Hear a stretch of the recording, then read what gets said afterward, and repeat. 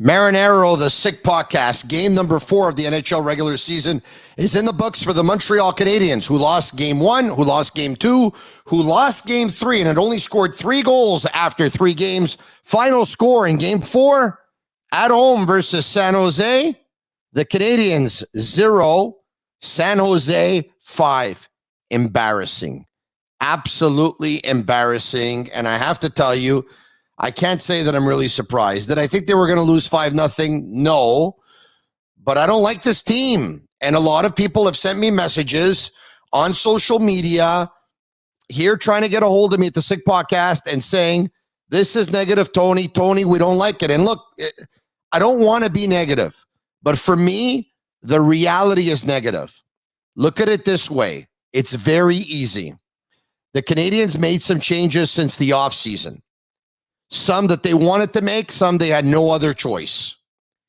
And all the changes they made, they got worse with every change. They let Philip Deneau walk, and they replaced him with Christian Dvorak. He's a good player. Deneau's a better player. It's that simple. He's a better defensive player. He takes more pride in the defensive game. Not to say that Dvorak doesn't. But Deneau's a better player. Dvorak tonight, his line was a combined -6. His line a couple of nights ago was not very good either. And that was the game versus the Buffalo Sabres. It's not good. It's not. Shea Weber is out for the entire season. Will probably even have to retire. They brought in David Savard to replace him. They lost the first pairing defenseman. They brought in a third pairing defenseman to replace him. You're probably going to tell me, no, Tony, it's not fair. He's playing on the second pairing. He shouldn't. If he was playing on the Stanley Cup champions, he'd be playing on the third pairing. And David Savard, by the way, who is a useful player, and I like him, he got slower since the Stanley Cup finals. He got slower. He's slow. He's having a hard time adapting to the Canadian system. You probably didn't like Eric Stahl. I'm sure you did like Corey Perry. Who did they bring in to replace them? The Perreaults and the Paquettes of the world. It's another downgrade. Joel Edmondson has been hurt to start the season, so Wideman has been filling in, but actually it's more like Romanov because Romanov is actually playing with Jeff Petrie, who was Edmondson's partner, and Wideman is playing on the third pairing. It's a downgrade. I mean, Carey Price is out. And Jake Allen has to assume the responsibility of a number 1. Jake Allen's a good goaltender when he doesn't have the pressure of being a number 1. And that part of it is a downgrade. The Canadiens are worse. Paul Byron is missing on the penalty kill. Paul Byron's team speed is missing. They lost some big bodies. Josh Anderson's the only toughness they have up front. They still don't have a puck-moving defenseman. It's not a good team. I've been trying to warn everyone for about a month and a half, 2 months. I'm getting messages from people asking me if I'm going to hit the panic button. Hit the panic button now? I hit the panic button a month and a half ago. It's a Sick Podcast. The show is brought to you by Essentia, the world's only natural memory foam mattress. Go to myessentia.com/sickpod and use code SICKPOD for a free pillow with your purchase. Essentia, beyond organic sleep. And they put me to sleep. I used to have a hard time sleeping. I did. Trust me. I went to the natural store and I asked for sleeping pills, and I took them all. I took every kind of sleeping pill that you can imagine. I took melatonin at one point. Then I took another pill, which was a sleep aid. I took all kinds of pills. I don't have to take anything anymore. I watch the Canadiens after 45 minutes of snoring. They're boring, man. They're boring. You're going to lose games. At least be entertaining. Tonight, what was there to get excited about? Oh, at one point they said on TV that Dvorak hit the post and Caulfield hit the post. And Dvorak, I don't know, he had 2 shots back to back, and we can sense the Canadiens were alive. Really? Really? I was falling asleep. A minute, 22 seconds into the game, San Jose was putting the Canadiens to sleep already. Couture to Burns, back at the point. Toffoli is late getting to him in coverage. Romanov is just going for a skate. I don't know where he's going there. Giro, Tondo. No idea where he's going. And Burns' shot is deflected by Dallin, with Petrie actually screening his own goalie, believe it or not. So Dallin scores his first goal in the National Hockey League. And is it me, or does everyone score their first goal in the National Hockey League against the Montreal Canadiens? Anyway, Dallin went on to score another one. If you want to buy his jersey or San Jose Sharks jersey, you could do so at sportbuffshop.com for all of your officially licensed sports apparel and more. And even our sick merchandise, by the way, use code SICK15 for 15% off on all of their items. So 2 minutes and 14 seconds after San Jose takes a 1-0 lead, Canadiens have the puck in the offensive zone. Anderson passes to Dvorak. I think it goes off his skate. It's picked up by the Sharks.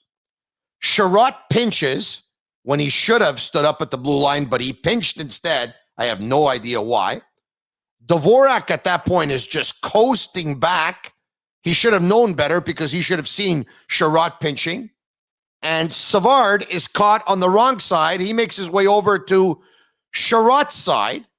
And then all of a sudden, it's a Couture shot. Rebound goes to Dallin. Dvorak is coasting back and he can't get to him. It's 2-0 San Jose. Fast forward just under 16 minutes later, with 37 and a half seconds left in period number one, Erik Karlsson threw a two-man screen. The puck ends up deflecting off of David Savard's skate, and through Jake Allen, Karlsson gets the goal. It's 3-0 San Jose after one period. 3-0 San Jose. We're not talking about the Soviet Union here, folks. We're talking about the San Jose Sharks. 3 minutes and 9 seconds into period number two, with the Sharks on a power play because Cole Caulfield was in the box. Karlsson to Couture to Meyer. It's a wrist shot that beats Jake Allen short side on a shot that Allen should have stopped but didn't. And at that point, I mean, they were down. They were dejected. Once they went down 2-0, you can sense it was almost over. Once it was 3-0, it was the nail in the coffin. And now they played the rest of the game basically trying to avoid humiliation. So just over 3 minutes into period number two, they're down by a score of 4-0. They had a little bit of a push in the second. They were a little bit better. Nothing happened, though. They go in the third, and 14 and a half minutes on the power play again for the San Jose Sharks. 14 and a half minutes into period number three. Sherratt is in the box for a second time of the night. Karlsson to LeBanc on the left side. He's a right-handed shot. He takes a rocket. It goes right through Jake Allen, but that one there came with a lot of velocity. It was 5-0 at that point. Sherratt has more penalties thus far after 4 games, 4, than the Canadiens have scored goals. By the way, Canadiens made history. 3 goals scored in their first 4 regular season games of the season is their worst in franchise history. That's how bad this thing is. Folks, I don't like anything about it right now. They are so disorganized. Dominic Ducharme talks about a disconnect. They look disjointed. Cole Caulfield looks like he's not ready for the National Hockey League after he got us so excited last year with 4 goals in his last 10 games in the regular season and a huge goal versus Vegas in the playoffs. Alexander Romanov, we loved him in the regular season last year. Hard-hitting, smooth skating, good first pass. The future looked bright. He too looks like he skipped steps. And this happens all the time. When you skip a step in your development, you might look good for 10 games. You might look good for 50 games. You might look good for 1 year, but it catches up to you. The way it caught up to Kotkaniemi, the way it caught up to Galchenyuk, and the way it caught up to Louis LeBlanc, so many others. I can't even think of. You need American Hockey League time. None of them got it, and right now they're hurting. 25 shots to 21 for San Jose. A measly 21 shots for the Canadiens. It's an average of 7 per period. Speaking of which, Brendan Gallagher played 13 minutes and 44 seconds. He didn't have a shot. Toffoli and Suzuki combined for 1 shot each, 2 shots total. That's terrible. San Jose won 62% of the faceoffs. San Jose went 2 for 4 on the power play. The Canadiens went 0 for 2 on the power play. What does that mean? The Canadiens are 0 for 13 on the power play in their first 4 games. They've given up 7 goals while shorthanded in 17 attempts against them. It's just, what are you looking for right now? There's nothing that I like. I'm telling you, I'm going to have to take a sip of Cherry River Hard Seltzer. Only 90 calories, thank God, because I've been drinking a lot of them lately. Natural flavors, no preservatives, available in Quebec grocery stores and the beer store. Here goes. Oh, that's good. I'm going to have to drink my sorrows away with this team. But, when your expectations are high and they don't materialize, then it's pretty sad. I saw this coming. And this bothers me. How do people that work in this organization not see it coming? Or maybe they did see it coming. This team didn't need Dvorak to replace Danault. This team needed Danault and Dvorak. This team didn't need those guys to replace the players that were gone. This team needed some of those guys to add depth to this roster, not be starting players. I mean, this is really, really bad. They're 0-4. They're 0-4. 2 times they've been blown out of the building. They lost 5-1 in Buffalo, and they lost 5-0 at home versus San Jose. They were booed tonight by their fans. They were booed. You know what this team looks like? I'm going to tell you what the problem is.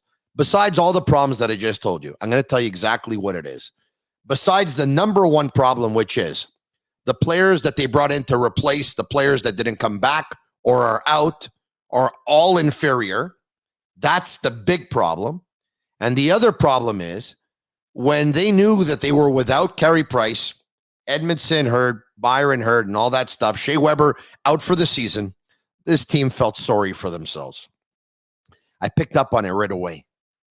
When, Marc Bergevin said at his press conference that he asked Dominic Ducharme how the players were doing, and Ducharme told him that they were shaken. They were all shaken, shook up. You're not supposed to be shook up when stuff like that happens. You're supposed to use it as a rally. You're supposed to rally around it and say, guys, you know what? We're doing it for Shea. We're doing it for Carey. They carried us. They were our leaders for, anywhere between the last 4.5 or 5 to 15 years. We're going to do it for them now. That's what they should have done. Instead, they were demoralized. They were discouraged, and it gave them a reason not to be at 100%. This season is over, folks. It pains me to tell you this, but this is over, and it's not over now. This was over before it started. And if you think it's bad, you have a general manager who, according to Marc Defoy, the Journal de Montréal, who had his photographer, the Journal de Montréal, there at the Montreal Canadiens team picture on Monday, saying Bergevin didn't have a word with anybody. The general manager is clearly unhappy with his contract situation, clearly unhappy that his future is not going to be in Montreal. He and the owner are never together anymore. There's a disconnect there. And, there's a disconnect between the owner and the GM. And then there's a disconnect on the team. That makes sense to me. How is this going to work this year? This is terrible. The only good thing is I've made you some money when I tell you to keep betting against the Canadiens this year. And I'm going to make you more now.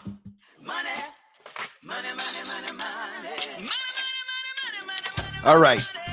You can place your bets on MyBookie. Go to mybookie.ag/the Sick Podcast and use code SickPicks to double your deposit. Bet, win, get paid. I'm going to give you the pick already for Thursday night. The Carolina Hurricanes are going to come into Montreal. I'm not chasing a losing team, and I'm not betting on the Canadiens because they're due. No way. Give me Carolina to win. You want to make big money? Carolina -1.5. And if you think this is bad, wait till Jesperi Kotkaniemi scores 2 goals for the Carolina Hurricanes on Thursday night. You heard it here first. I'm sorry. This team's just not very good. It's not very united. It's very disconnected, and they don't believe. You can believe all you want. After 1 game, it's only 1 game. After 2, it's only 2. After 3, it's only 3. After 4, it's only 4. The season's over, I said. Marinaro, the Sick Podcast.